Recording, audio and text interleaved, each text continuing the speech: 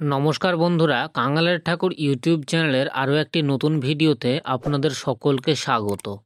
সনাতন ধর্মে চৈত্র অমাবস্যাকে অত্যন্ত শুভ বলে মনে করা হয়। এই অমাবস্যাকে অনেকে ভূতদি অমাবস্যাও বলে। এই দিনে গঙ্গা বা অন্য কোনো পবিত্র নদীতে স্নান এবং দান করা অত্যন্ত শুভ বলে মনে করা হয়। এছাড়াও অমাবস্যার দিনে পূর্বপুরুষদের উদ্দেশ্যে তর্পণ, পিণ্ডদানেরও রীতি রয়েছে। এটা বিশ্বাস করা হয় যে এটা করলে পূর্বপুরুষদের আশীর্বাদ পাওয়া যায় এবং ঘরে সুখ শান্তি বজায় থাকে। এছাড়াও এই দিনে গঙ্গা বা কোনো পবিত্র নদীতে স্নান করে দান করলে বহুগুণ ফল পাওয়া যায়।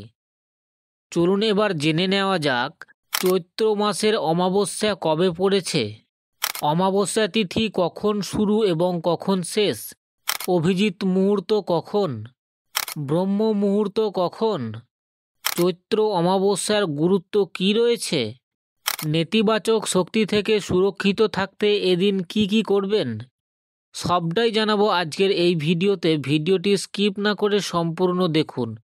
তার আগে যারা চ্যানেলটিকে এখনও সাবস্ক্রাইব করেনি তারা অবশ্যই চ্যানেলটিকে সাবস্ক্রাইব করুন নিত্য নতুন আপডেট পেতে। হিন্দু পঞ্জিকা অনুসারে এই বছর চৈত্র অমাবস্যা পড়েছে 29শে মার্চ 2025, বাংলা 15ই চৈত্র 1431 শনিবার। একে দর্শন অমাবস্যাও বলা হয়। বিশ্বাস করা হয় যে এই দিনে শনিদেবের পুজো করলে তার আশীর্বাদ পাওয়া যায়, শনিদোষ, সাড়ে সাতির মতো সমস্যা থেকেও মুক্তি পাওয়া যায়। পঞ্চাঙ্গ অনুসারে অমাবস্যা তিথি শুরু হবে 28শে মার্চ 2025, বাংলা 14ই চৈত্র 1431 শুক্রবার সন্ধ্যা 7:55। অমাবস্যা তিথি শেষ হবে 29শে মার্চ 2025, বাংলা 15ই চৈত্র 1431 শনিবার বিকেল 4:27। একই সঙ্গে চৈত্র অমাবস্যার দিনে স্নান এবং দান করার জন্য ব্রহ্ম মুহূর্ত হল ভোর 4:42 থেকে 5:28 পর্যন্ত। এদিন অভিজিৎ মুহূর্ত থাকবে দুপুর 12:01 থেকে দুপুর 12:51 পর্যন্ত। ধর্মীয় বিশ্বাস অনুসারে এই দিনে স্নান এবং দান করলে অনেক গুণ বেশি শুভ ফল পাওয়া যায়। এর সাথে এই দিনে পূর্বপুরুষদের উদ্দেশ্যে তর্পণ এবং পিণ্ডদান ইত্যাদি করলে পিতৃদোষ থেকেও মুক্তি পাওয়া যায়। এবার চৈত্র অমাবস্যা শনিবার, তাই অবশ্যই এই দিনে শনিদেবের পুজো করবেন।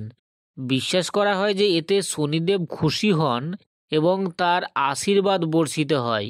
চৈত্র অমাবস্যার গুরুত্ব, এটা বিশ্বাস করা হয় যে চৈত্র অমাবস্যার দিনে যদি কোনো ব্যক্তি তার পূর্বপুরুষদের শান্তির জন্য ব্যবস্থা গ্রহণ করেন তাহলে তার সমস্ত পাপ বিনষ্ট হয় এবং তার জীবনের সমস্যাগুলি সমাধান হয়।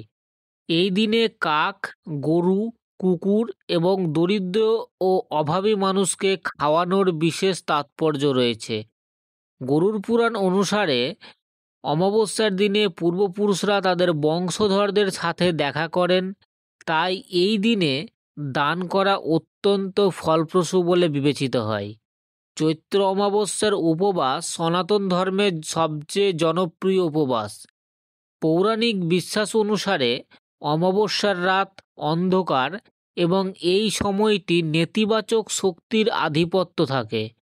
বিশেষ করে চৈত্র অমাবস্যার দিনে রজ এবং তম গুণের প্রাধান্যের কারণে এই তিথিকে আরও কার্যকর বলে মনে করা হয়। এই দিনে নেতিবাচক শক্তি, ভূত এবং অতৃপ্ত আত্মারা এই পৃথিবীতে ঘুরে বেড়ায় এবং মানুষের অপূর্ণ ইচ্ছা পূরণের জন্য তাদের চারপাশে আসতে পারে। এই কারণেই এটি ভূতদি অমাবস্যা নামেও পরিচিত। চন্দ্রের প্রভাবের কারণে মনের অবস্থা ও অস্থির হয়ে ওঠে এই দিন, যার কারণে এই শক্তিগুলি কার্যকর হতে পারে বেশি করে। চৈত্র অমাবস্যার তাৎপর্য বিশেষ করে নেতিবাচক শক্তি থেকে সুরক্ষা এবং আধ্যাত্মিক শান্তি অর্জনের জন্য। এই দিনে কিছু বিশেষ ব্যবস্থা গ্রহণ করা হয় যা নেতিবাচকতা ধ্বংস করে ইতিবাচক শক্তি সঞ্চার করে। তাই এই দিনে কি কি কাজ করবেন এই নেতিবাচক শক্তিকে ধ্বংস করার জন্য? হনুমান চল্লিশা পাঠ করবেন। এই দিনে হনুমান চল্লিশা পাঠ করা অত্যন্ত উপকারী বলে মনে করা হয়। শ্রী হনুমান এর উপাসনা করলে অশুভ শক্তি দূর হয় এবং মানসিক শান্তি লাভ করে। এর পাশাপাশি গায়ত্রী মন্ত্র বা মহামৃত্যুঞ্জয় মন্ত্র জপ করলেও নেতিবাচক শক্তির প্রভাব কমাতে সাহায্য করে। এদিন নদীতে স্নান করবেন। এই দিনে নদীতে স্নান করাকে শান্তি এবং নেতিবাচক শক্তি থেকে মুক্তির পাওয়ার জন্য শুভ বলে মনে করা হয়। বিশেষ করে যদি এই দিনে গঙ্গা স্নান করা হয় তবে এর ধর্মীয় এবং শারীরিক উপকারিতা রয়েছে। এছাড়াও জল এবং দুধ দিয়ে শিবলিঙ্গ অভিষেক করাও শুভ। এই দিনে ওম নমঃ শিবায় মন্ত্রটি জপ করে শিবের পুজো করলে জীবনে বাধা দূর হয়। দেবদেবী এবং নবগ্রহদের পুজো। এদিন দেবদেবী এবং নবগ্রহদের পুজো করবেন। চৈত্র অমাবস্যায় দেবদেবী এবং নবগ্রহের পুজো করা বিশেষভাবে উপকারী। এই দিনে যদি পূর্বপুরুষদের পুজো করা হয় তাহলে এর পুণ্যময় উপকারিতার জীবনে সুখ শান্তি বয়ে আনে। শ্রাদ্ধ তর্পণ এবং পূর্বপুরুষদের নামে দান করলেও তাদের আশীর্বাদ পাওয়া যায়।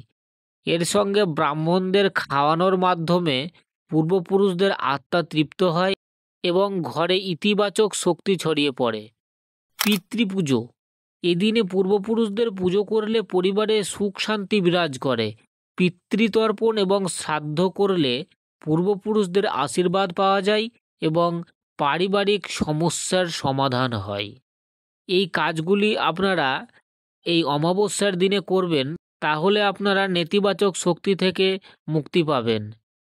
চ্যানেলের সমস্ত ভিডিও দেখার জন্য চ্যানেলটিকে সাবস্ক্রাইব করুন এবং ভিডিওটিকে লাইক করে একটি শেয়ার করে দেবেন।